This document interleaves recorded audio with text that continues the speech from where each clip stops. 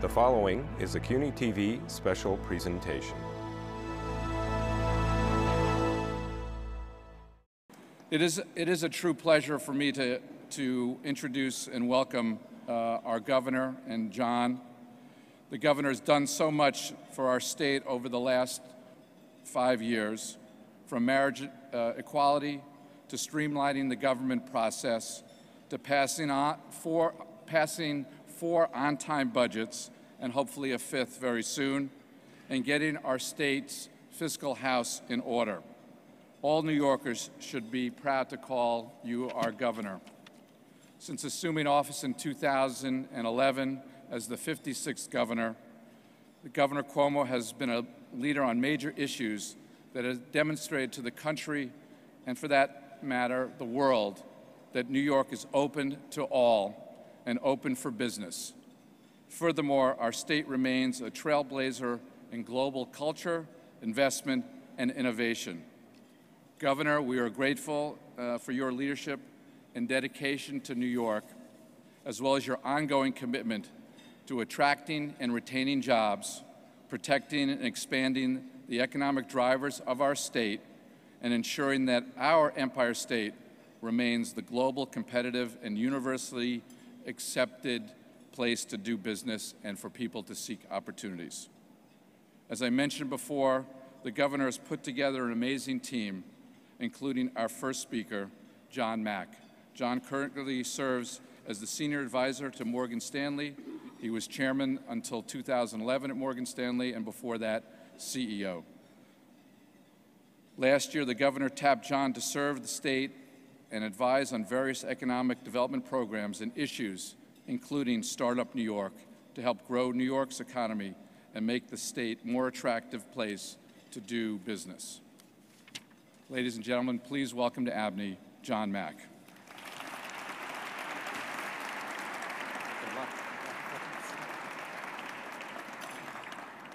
It's always disconcerting when the speaker who introduces you looks at you and says, "Good luck." So the first thing I want to say, people ask me, why did you do this? You've retired, you got kind of the easy life, now you're jumping in to get involved with economic development, work with the governor's team. And I remember when I was, I had to be in the 6th grade, 5th grade, grew up in North Carolina. Governor Hodges started something called the Research Triangle. It was located between Duke University, North Carolina University, and NC State. And what developed out of that, it was a real economic zone. And if you go through the latest financial crisis and turn down the economy in that region and job creation has been growing, not getting smaller or getting shrinking. Real estate prices have gone up. So when I met with the governor and he talked about his vision and the vision of locating industry and businesses around the SUNY campuses, around some of the educational facilities, where we can tap into what they're doing at the University of Buffalo or what they're doing at SUNY Albany or what they're doing at Stony Brook on Long Island, I said, this really resonates with me. And if you think back in 2011 when he came into this job, we were in tough shape. And I think to have the focus of our leader, our governor, to help business, to be a partner with business, to develop economic strength in this state is significant. And one of the first things he did, I think, is began cutting taxes. And we've seen our taxes from 2011 go down. I was just with him at a breakfast, Republicans for Governor Cuomo. He talked about property taxes. Talked about in the county that I live in, it has the highest property tax, I think, in the country, in Westchester County. Talk about the synergies that could be done and how we could get that tax base down by working more closely with other cities and towns in the Westchester County, but all across the state, not just in Westchester. So it was very easy for me to say, Andrew, I would like to do this. Just let me know when I step out of bounds. So far, I've been lucky. I haven't stepped out of bounds. But just to give you an example of what the governor has done. As many of you know, I've been very active in New York Presbyterian Hospital. And one of the things we've been talking about, and not just our hospital that I'm involved with, the medical schools and other hospitals, is a genome center. and it's gotten off the ground. And one of the reasons it's gotten off the ground, clearly we've picked good leadership in Dr. Darnell, but what the governor did. The governor was able to say, let's go to Buffalo where we have all these new laboratories, and you do some of your work there. I will give you some funding to help you get started. And here in Manhattan, we're doing the same thing and building out our Genome Center. So you have a real partnership. You know, one of the things you talk about in New York is upstate and downstate. So here we have Buffalo is going to be an integral part of genome research and science. And here we have it down here in the New York area, New York City area, doing a similar thing with research. So I think with the governor's leadership, he really got that moving and got it off the ground. The other thing that clearly y'all have heard about, we see it on TV a great deal, is Startup New York. When the governor spoke to me about that, how do we get business to think about coming to New York and giving the breaks and the assistance we will give them? So one of the first things we did, as I said to the governor, let's go see the investment banks. They talk to CEOs, CFOs all around the country. And if you're a banker, one of the things you're trying to do is show your client that you think differently than the next person at another firm. So if we show, if I were at one of the banks, we'll pick Morgan Stanley as an example. If we were at one of the banks and I'm covering Pfizer, and Pfizer wants to grow and build out their research facility or their laboratory, if we can show them an economic advantage by doing it around one of the SUNY campuses in Albany, in Rochester, in Buffalo, the savings they will get. I mean, think about it. In businesses that can do this, the governor and the state has passed 10 years of no New York State taxes. Your employees will pay no income tax to the state for 5 years. And there are other benefits that Startup New York will give. So here we are, we've got a great number of real estate individuals here. There have been 2 business deals that I've been involved with. One of them is in real estate in the cold storage business. And now they've just done a merger. They're the number 2 cold storage in the country. So I said to the CEO, have you thought about having one of your distribution centers in New York? He said, no, we're in New Jersey or Pennsylvania. I said, well, let me tell you what New York State will do with you in Startup New York. The next thing I heard from him, have Leslie Watley call me. We want to see if we can do something there. So when you talk to small tech companies, you talk to young entrepreneurs who are starting businesses, if we can get them to relocate in these areas that the governor has focused on, they will get these breaks, and as a result, we'll end up creating jobs, and we'll have a very strong economic, I think, resiliency to the vagaries of the market. So that's a long story why I'm doing this, but that's just one reason. The other reason, I think Governor Cuomo is a good leader. I like working with him, and I like people who can get things done. Governor Cuomo, if I can ask you to come up, and I can get off the stage, and I hope the good luck went well.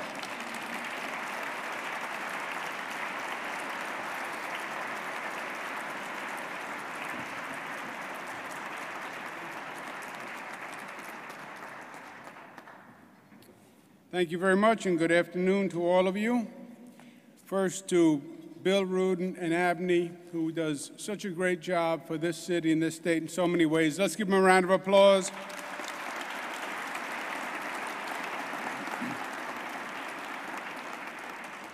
To John Mack, I want to thank him very much for stepping up and doing his public duty in a very difficult time, in a very challenging area. I hope some of you have been inspired by his example, and you will soon be stepping forward to do your public duty. If you are not inspired, I hope you are embarrassed that a boy from North Carolina has stepped up, and so many New Yorkers have not yet stepped up. We don't pay a lot in terms of compensation, but I am told that when you get to the pearly gates, you get 3 points extra credit for public service. That's what I'm told. Not that anyone in this room needs the extra credit, I'm sure. But John has been really extraordinary. His credibility, his experience has been an incredible asset for the state of New York, and I want to thank him again for taking the time and doing this. You heard them acknowledged, but any successful organization, it really is about the team and the concept of team and people who work together. But I've been blessed with an extraordinary team of professionals who work harder for the people of the state of New York than I believe any team ever assembled before. They're headed by Secretary Larry Schwartz. Let's give them another round of applause.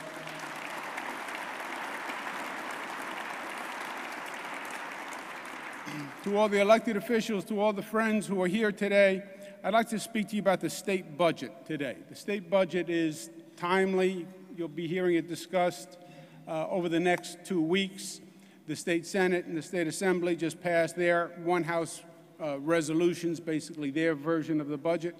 Ideally, the budget is passed by April 1, so that means it's going to be a very intense 2 weeks. This budget is probably the most complex budget that I've done over the past 3 years. There are a lot of issues that are on the table, and the budget is the best mechanism to resolve issues. So we're looking to get all the current issues that have been discussed absorbed into the budget. We call it Building on Success because we've had a good 3 years, and we want to keep it going. There's an old saying, you don't know where you're going until you know where you've been. As was alluded to by both Bill and John, when we began the journey 3 years ago, the once great state of New York was literally a joke on late-night TV. There were scandals, there were indictments, there was dysfunction. And even worse, it wasn't just about the problem of the moment. There were fundamental structural problems that were building in the state for many, many years. New York State was gridlock on steroids. Washington thinks they know gridlock. We knew it first. We invented the real gridlock. They're a mere copy of gridlock. Past 30 years, 23 budgets have been late, an average of 50 days. Why does gridlock happen at the time of the budget, whether it's in the state or Washington? Because the budget is where the money is. That's why, right? Why did Willie Sutton rob banks? That's where the money is. And that's where the ability to cooperate or the inability to cooperate is really manifest. The other structural problem was New York State. The spending was out of control and had been out of control for a long, long time, over the past 50 years. If you spend a lot, you tax a lot, and we did tax a lot. And as a result, our taxes became the highest in the nation. And we were paying the price, because when you're the highest tax state in the nation, people will leave. That is the simple and inexcusable logic. There is a tipping point. You know, for years people have said, well, New York, we have so many assets, it's so great, nobody could leave. There is a point at which they will leave. You tax them too much, the regulations become too tough, the economy slows, people will leave. Florida is not that far away anymore. Somehow it got closer over the years.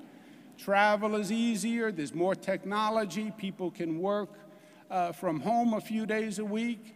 180 days, the residency determination, you can figure out if you really want to. And if you make it too expensive and too burdensome, more and more people will find ways to do that. There's a famous saying, New York State has no future as the tax capital of the nation. You know who said that famous saying? Me. But that was yesterday, and this is today, and it is a different day. Job one for us was to control spending. And this is all you need to know about the state of New York and how we got here. This is over the past 50 years, New York State spent literally more than New Yorkers were making. Now, I have 3 young ladies at home, 3 teenagers, and we're trying to learn the early lessons of economics. And I'm working on the basic lesson of you can't spend more than you make. The outflow must equal the inflow, right? There has to be a balance to the system. That's true unless you're the state of New York. Then you can literally spend more money than you are making. And that's what we did for 50 years. Forget the rate of inflation. We were nowhere near that. We were actually spending more than the increase in personal incomes and doing it for a long time. And it wasn't about politics. You know, you go through election cycles and they say, well, if we elected a Republican, if we elected a Democrat, it wouldn't happen. Over 50 years, you've had Republican governors, Democratic governors, you've had Republicans head of the Senate, Democrats head of the Senate. It didn't matter. It wasn't about politics. It was about the special interests that were controlling Albany and the desire to spend more money. We have gotten control of spending, and we did it in a big way. These are the past average spending for 10 years. Rockefeller-Wilson spent about 11%. Governor Rockefeller was a big builder. The CUNY system all across the upstate New York, the World Trade Centers were Governor Nelson Rockefeller. Mario Cuomo, a good fellow, I'm close to his wife, really 6.9% over his 12 years. George Pataki, 5.2% per year over his 12 years. Our spending has literally been below 1% a year over the first 3, and this budget also will hold it at less than 1 point a year.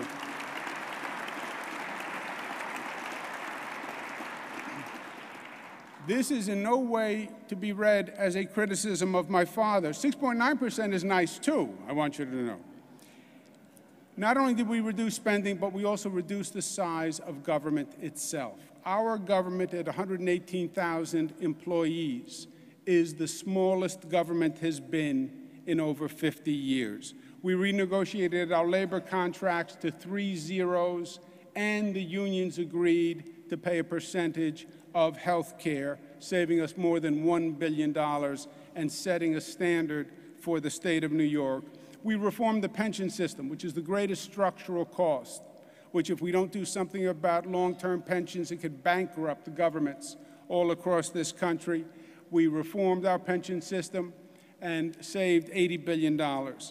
We brought down the level of state debt at the same time. Some state governments, you can reduce spending, but you increase the debt. You save with one hand, you increase with the other. We've actually reduced the amount of debt we average per year dramatically. And the old adage is true. If you spend less, you can tax less. And as John Mack said, we taxed less. Every New Yorker in the state pays a lower income tax rate than the day they did I was elected, period. Every New Yorker pays a lower income tax rate. Up to $300,000, what they now call the middle class, up to $300,000, pays the lowest tax rate in 60 years, believe it or not.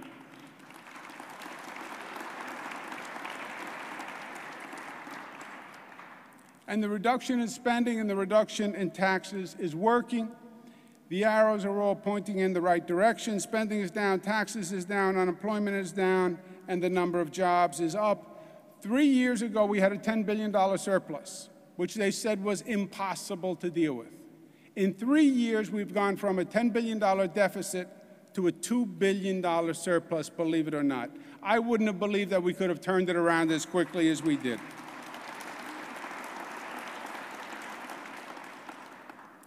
For this year, the basic point is just to keep it going, just to keep the arrows pointed in the right direction. This is an election year. I don't know if you noticed. Not that I'm asking you anything, just noting a fact that it is an election year. But we wanted to make sure we kept the politics out of it.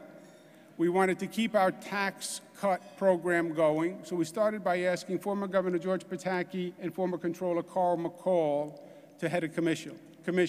Former Governor George Pataki, as you know, is a Republican. Former Controller Carl McCall is a Democrat. We wanted that bipartisan balance. We charged them to come up with the next iteration of tax cuts for the state of New York that was balanced and non-controversial, because we believe the budget cuts, tax cuts are working for the state as an economic development vehicle. Now, we had just reduced the personal income tax, so the commission came back and recommended a cut in the corporate income tax rate from 7.1 to 6.5. They reduced the income tax rate for upstate manufacturers to 0. Remember, upstate economy has lagged the New York City economy. It has for decades and decades. And this is not only one state from a moral point of view, it's one state from an economic point of view. We're one balance sheet. And if upstate New York is not doing well, downstate is going to have to subsidize upstate. So it's in everyone's best interest to make sure upstate New York is economically viable. It reduces the estate tax from 16 to 10 and raises the threshold in line to the federal exemption. This, I believe, will make us money in the long term because we have people who are leaving this state to die. They're leaving this state when they get near that point because the estate tax is so high, they don't want to charge their children that amount of money for them staying in the state of New York, and this is long overdue in my opinion. What's called a circuit breaker, a reduction for low-income families for property tax relief, a 20% manufacturer's property tax credit, and a freeze for property taxes, which I'll discuss more in a moment. The largest single tax in the state is the property tax. People think it's the personal income tax or the corporate income tax. It's not an income tax. It's the property tax. You don't feel it in New York City if you're a residential owner. You feel it if you're a commercial owner, by the way. But we collect about $50 billion in the property tax, about $40 billion in the income tax. However you look at it, it is the single most oppressive tax in this state, far and away. And it's one of the highest taxes in the nation, literally. Westchester County, as John said, highest property taxes in the United States of America, paid in Westchester County, second in Nassau. By percentage of home value, the upstate counties, the homes are worth less money, but by percentage of the home value, they're paying the highest property tax, and they're probably in the least position to be able to afford it. But that's what's one of the main problems for upstate New York. Why are the property taxes so high? We have too many governments. We have 10,500 local governments. And these are overlapping, and they are duplicative, and they are special districts and lighting districts and fire districts and sewer districts and refuge districts and another district just to count the other districts. It is a plethora of bureaucracy, each one with its own fiefdom, with its own patronage, each one with its own cost of operating that is literally staggering. We've reduced the amount that they can raise their taxes to 2%. We have a property tax cap. But there's so many of them that whatever the annual reduction, it winds up being a staggering cost. What we want to say this year is the state will freeze the property taxes in those communities if the local communities agree to work together and come up with a cost-sharing plan where they save a point a year for 3 years. Just asking the local governments, do what everyone else has done in America. Work to find savings, work with a local and neighboring jurisdiction to find economies of scale, back office, fleet management, employees, et cetera. Not every government has to do everything. Startup New York is the main thrust for our economic development program. It's what John has been promoting for us all across the state. It is as simple as he said, no taxes for 10 years. It builds on two former economic development programs. Jack Kemp, God rest his soul, who was a HUD secretary before I was, former congressman from Buffalo, talked about enterprise zones, which was a concept of reduced taxation regulation in a geographic zone would lure business. Bill Clinton, we had empowerment zones. Startup zones are very simple, and they learn from both, but they're simpler. No taxes for 10 years, period. No state tax, no income tax, no property tax, no sales tax, not for the owner of the company, not for the employees, and there are no technical caveats that the business must do this, must do this. The only caveat is they're new jobs to the state of New York, either expansion jobs from a company within or a company moves from outside. There are 64 zones, startup zones all around the state. There are some in downstate New York. There are some in the city. They're in the outer boroughs. We have one in Harlem. We have them on Long Island. These are zones that are large enough to accommodate almost certainly any business that would want to move into a zone. They're associated with colleges, public colleges, private colleges, so you have an academic component, a training component, and they are all across upstate New York also, primarily upstate because that's where we're focusing on jump-starting business. John's mission this year is not just to promote it within the state. We believe we have a capacity to attract businesses internationally on this program because it is that simple and attractive, and that's what we're going to be doing this year. The best long-term economic development strategy is the best education system. Common Core is a new curriculum that is being introduced into our public schools. It's the right way to go. 45 states have it. It was introduced rather quickly, and it's caused a lot of anxiety. This year, through the budget, we're looking to continue the advancement of Common Core, but not count the test scores against the students for a couple of years while they actually adjust to it. The state has long believed in PreK as the single best educational reform you can do. Any education expert you talk to will say the same thing. Get them when they're young, and the younger the minds, the more open, the more fertile. We had kindergarten. We want to start pre-K, pre-kindergarten for 4-year-olds. We want it statewide. The state will pay for it. It was actually started by the Assembly. When George Pataki was governor, I called for an expansion statewide. The mayor of the city of New York is very aggressive on universal pre-K. I'm very aggressive on it. But I want it not just for the city children, not just for the children of Manhattan. I want it for the children of Buffalo and the children of Rochester and the children of Syracuse, because if it's good enough for the children of Manhattan, we should have it for all our children.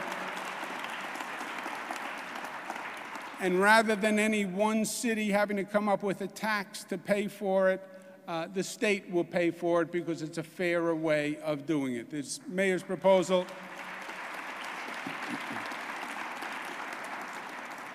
So we'll be in a place where the state can pay for whatever funding a local city needs. They'll give us a plan. As fast as they can operationalize it, we will be able to fund it. We increase education funding about 5%, and I'm proposing a $2 billion initiative for technology in our public schools, because that is the future, and getting the right technology into the public schools is everything. And we propose a $2 billion bond initiative to do that. Charter schools, while they are not big in terms of numbers of students they now serve, traditional public schools are well over 90% of the population of students. I think they are vitally important. They are places of innovation. They are places of creativity. Some charter schools have done truly amazing work. Some have not been as good, but they are trying new ideas in a very desperate area, which is inner-city communities where public schools have been failing for a long time. I think it's essential that the charter movement be protected and the charter movement be supported and the charter movement grow.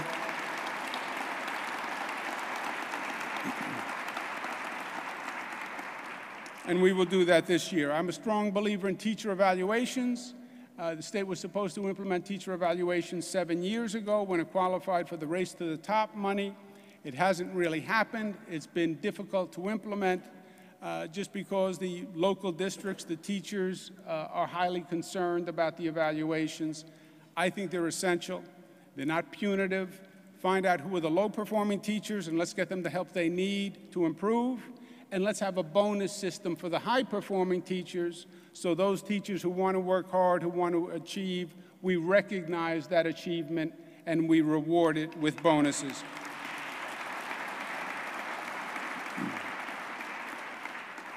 We have an affordable housing crisis. I want to get back into the business big time. I partnered with Mayor Bill de Blasio when he was just Bill de Blasio. When we worked at the Department of Housing and Urban Development. It's something we worked on together. I think it's something that we can work on together again. And we commit $100 million to building affordable housing in the city of New York.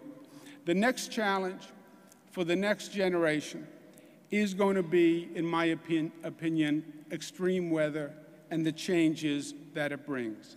I think Hurricane Sandy, Superstorm Sandy, where I was as involved in it as anyone, and I saw it up close and personal as anyone in this room, where Joe Loda and I happened to wind up at the Brooklyn Battery Tunnel on some cosmic reality, watching the tunnel fill with the Hudson River that had overflowed the banks, and just standing and watching powerless as the water just flooded in. I think in some ways we were lucky. It could have been a lot worse. But I don't want to try to be lucky twice. I want to be smart, and let smart be what happens the second time. It's not just a New York City issue. It's a downstate issue. 90% of New Yorkers live within 5 miles. It's Brooklyn, it's Queens, it's Nassau, it's Suffolk, it's up the Hudson River to the Hudson Valley communities. Our transit system is extraordinarily vulnerable. When we designed Manhattan, we all talk about how high we built. The true engineering marvel was how deep we built. You have Manhattan going down 10 stories, 15 stories in some places. There was no provision made for flooding the infrastructure. And when we put in the subway system, et cetera, we didn't even design closures. So if you have water coming over the top of Manhattan, it floods underneath. It goes through all those grates into the subway system. It goes right down the stairwells. So it's a totally different way of preparing Manhattan, and the transit system is probably the first place. That large white ball you see there is an experimental plug that we're trying, where how do you stop a tunnel, plug a tunnel, so the water can't enter the tunnel. Literally, they're trying an inflatable plug in this case. But there's going to be a massive reconstruction of our subway system on all facets of it, from the LIRR to Metro North to the bridges and tunnels. We had damage in almost every facet of the system, and we've re-engineered almost every facet of the system. We're also talking about a new spur for Metro North, which would actually add 4 new stations in the Bronx, which is exciting because it would make the Bronx much more accessible to Manhattan and open up parts of the Bronx. We're talking about a smart grid and a microgrid system. Not every community has to be on the same electrical system so that when one system goes down, everybody goes down. Smart grid overall and microgrid systems, so neighborhoods, projects, communities, Battery Park City stayed illuminated because they had their own system. We're installing these all through the downstate New York. We're putting our own weather system in place. You know, we joke about the weatherman and sometimes how inaccurate the weather forecast is. We had a storm, Hurricane Irene, they were forecasting, and they were forecasting that it was going to hit New York City. It was coming up the coast and it was going to hit New York, so we redeployed all our assets from all across the state, all down to New York City. And we put out the call, all the Buffalo trucks, all the trucks from the North Country, everybody in New York City. Storm was coming, the storm was coming, storm misses New York City. Mike Bloomberg has a press conference. Thank God, God is good, missed New York City. We have all the equipment, missed New York City. Phone rings, the storm is hitting upstate New York, missed New York City, it's going directly for upstate New York. Everybody back in the trucks, upstate New York. Knowing what weather is going to hit and where it's going to hit is vitally important. And the states have their own weather detection system. And we have to have the best in the country, and we're going to be putting in that technology. We also learned lessons from Hurricane Sandy, how when you disrupt the fuel delivery system, even by one day, caused a 2-week backup at the gas pumps. I don't know if you remember, for all of downstate. We're going to start our first emergency evacuation system, emergency evacuation routes, with gas stations on those routes that have backup power so they can get the fuel out of the tanks. And we're also setting up the first ever strategic fuel reserves for a state through the Long Island downstate area. Coastal protection, we're spending $1 billion putting back wetlands, putting back oyster beds, really putting back what Mother Nature had provided in the first place. We're spending money taking homes, removing homes from wetlands where they shouldn't have been built in the first place, and then restoring the wetland as the barrier. We have a new wireless emergency alert system that was just approved by the feds. We're going to have the first college for emergency management. They have programs for emergency management, but there is no college in the country for emergency management. We're going to have it right here in the state of New York as part of the CUNY system for emergency preparedness, homeland security, and cybersecurity. And we've already recruited NYPD former Commissioner Ray Kelly to be a special advisor. We're going to create a citizen responder corps, so citizens themselves will have the right training and the right equipment, so they'll have more ease about their knowledge and their capacity. We're replacing 100 bridges statewide, over 1,000 projects totaling $16 billion. What's nice about that is it's the funding that we received from Washington by a special appropriation, so it's not state dollars. It's going to be the most massive rebuilding program the state has ever taken, and we'll be doing more construction over these past 3 years than we have done in modern political history in the state of New York, and we need it.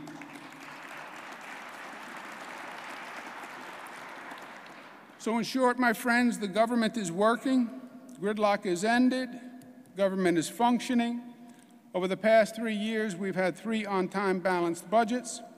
This year, if we get it done by April 1st, knock wood, not to jinx us, will be the 4th on-time budget. 4th on-time budget hasn't been done in over 40 years.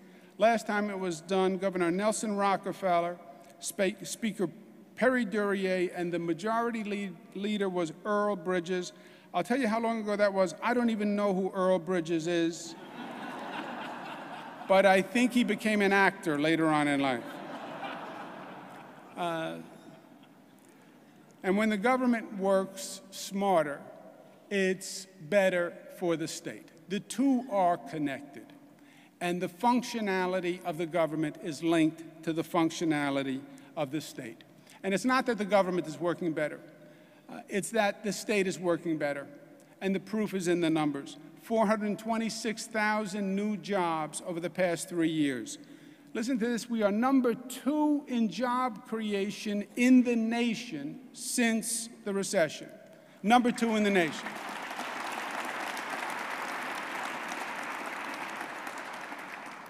New York City unemployment rate is down. Unemployment is down in every region of the state of New York, including upstate.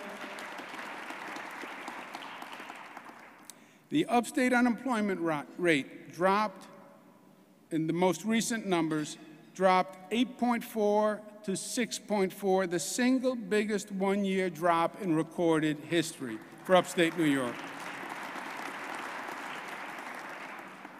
Exports are up 15%. We have a positive outlook from all 3 rating agencies when they're at a time when they're very tough on governments. We want to keep the momentum going. Our slogan after Sandy is building back better, right? Not just building back, not just rebuilding, not just replacing, but to make it better than it was. Make it better than it was. That's the spirit of New York. How do we make it better? They call us aggressive. They call us visionary. How do we make it better? That's what we're trying to do with the state after Sandy. That's what ABNY set out to do, literally make New York better. Association for a Better New York after the fiscal crisis in the 70s. And that is really the mission of every person in this room, from generation to generation. How do we make this place a better place? And how do we make this beautiful state that we're lucky to call our home an even better, stronger, smarter, cleaner, safer state for the next generation? That's our responsibility as citizens, as parents, as stewards of the environment, as New Yorkers. Let's make New York a better place for those who come after us, and together we will. Thank you, and God bless you. Tell me any questions you might have.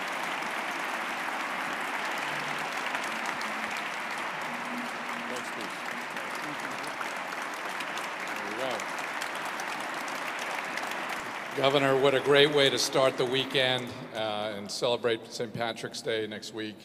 An incredible speech. I'm going to take Chairman's prerogative and ask the first question.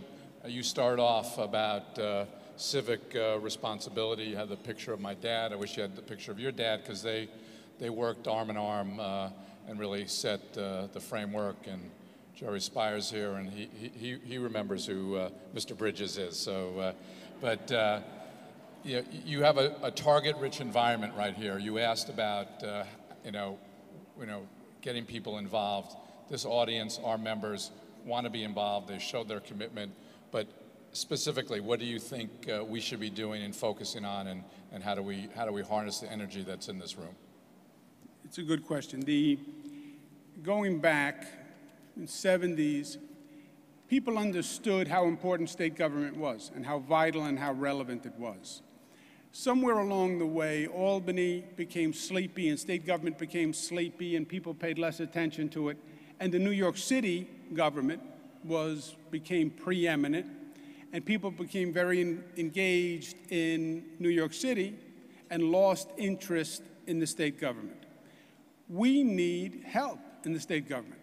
State government is bigger than the city government. We have very specialized agencies, very specialized tasks. We have boards, we have commissions. We need talented people to serve on the boards and the commissions. And I was only half teasing about John Mack's example. You know, the model, my father, Bill's father, you were great in the private sector, but you also did your public sector duty. And one enhanced the other. And you were a great private citizen, you were a great public citizen. We have economic development boards, visitor boards, housing boards, with literally a desperate need for specific expertise in that area. You don't have to quit your day job. I'd love it if you did quit your day job. But you don't have to quit your day job. We have multiple opportunities for people who just want to serve. It can be fun. All right, take that back. Maybe it's not fun. It can be interesting, and you can learn, and it'll be different, but we need that kind of expertise. It is at a very low ebb compared to what it used to be. Okay, questions? Dawn. Hold on 1 second, the microphone's coming to you.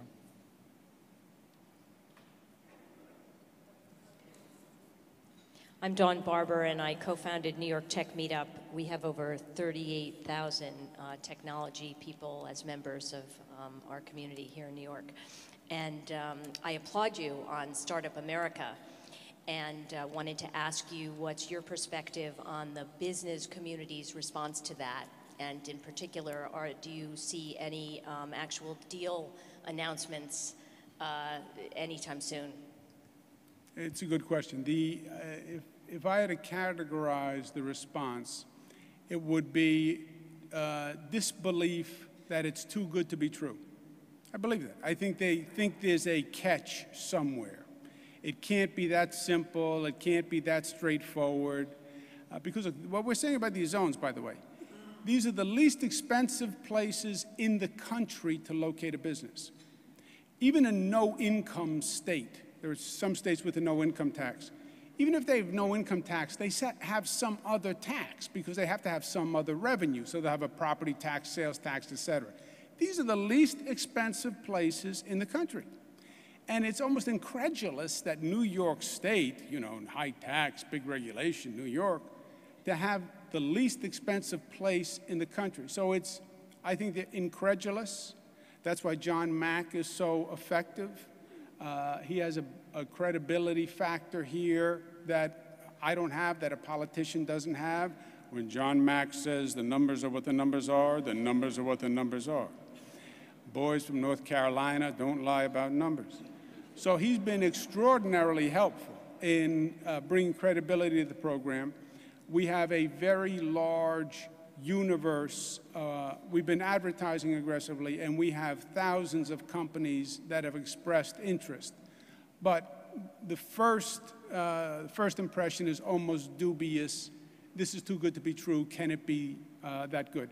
We're very aggressive in following up on the leads, and I think it has a fundamental transformative capacity for this state.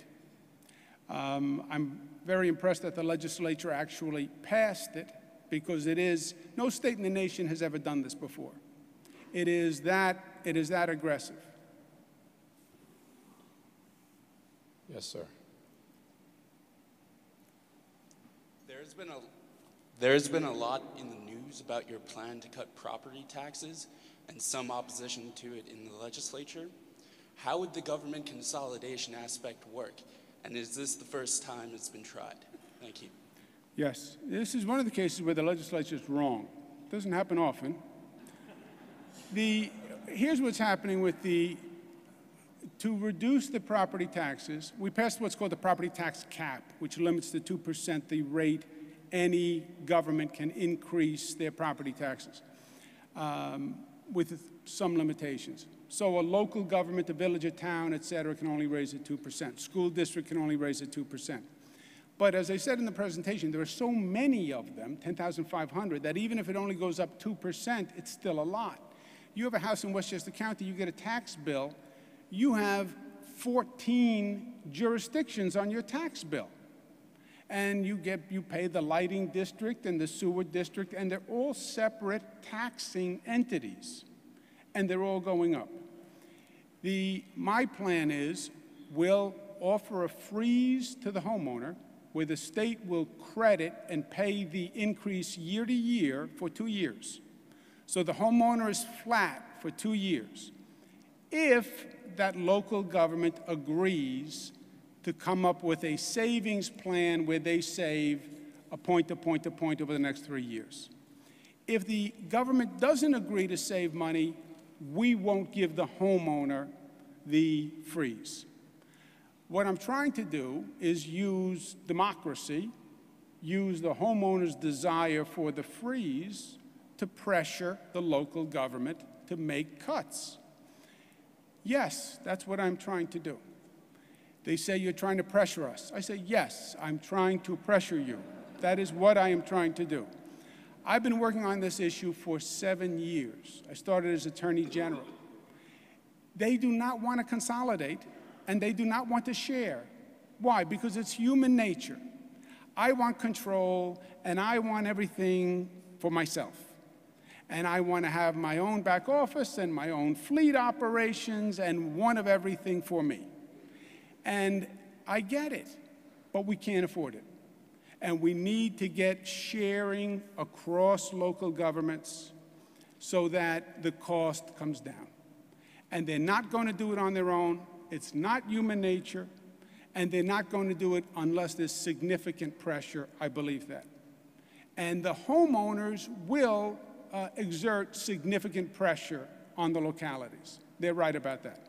The legislators, within their district, they have all these mayors and all these supervisors, and the sewer district is the commissioner is their cousin, and their niece works for the lighting district. So they're getting all this heat from the local officials. And it is significant heat. And they want to say, give the tax freeze without requiring any savings. To me, that defeats the purpose of the freeze. And I understand the heat from the local officials, but really it's an inconvenience to the local officials. The homeowners are the ones who are really getting stressed.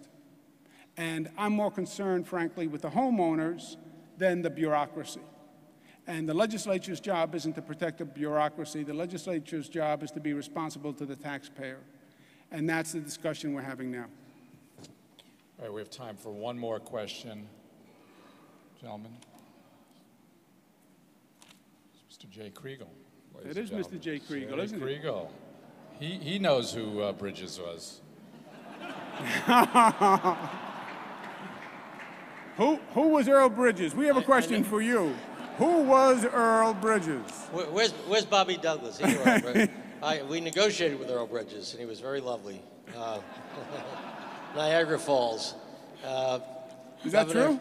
Absolutely. See? You're right. He did know Earl Bridges. Governor, many of us here are concerned about the future of charter schools and are grateful for the support you've expressed in recent days, including this morning.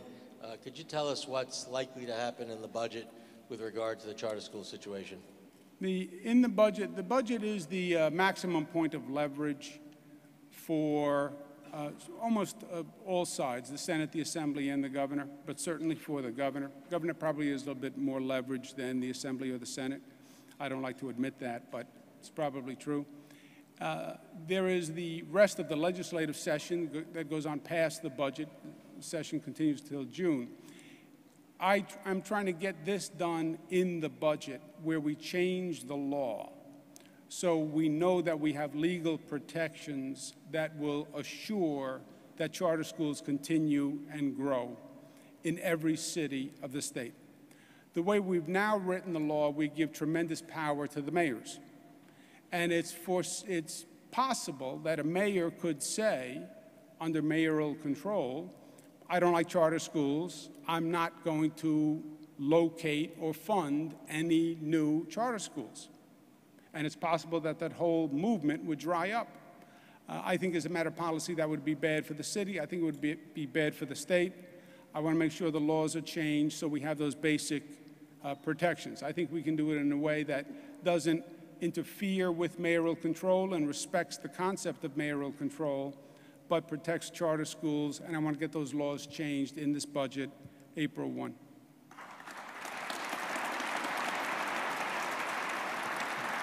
Governor, thank you very, very much. Very inspiring, and again, thank you for your leadership, and thank you all for coming, and have a great weekend.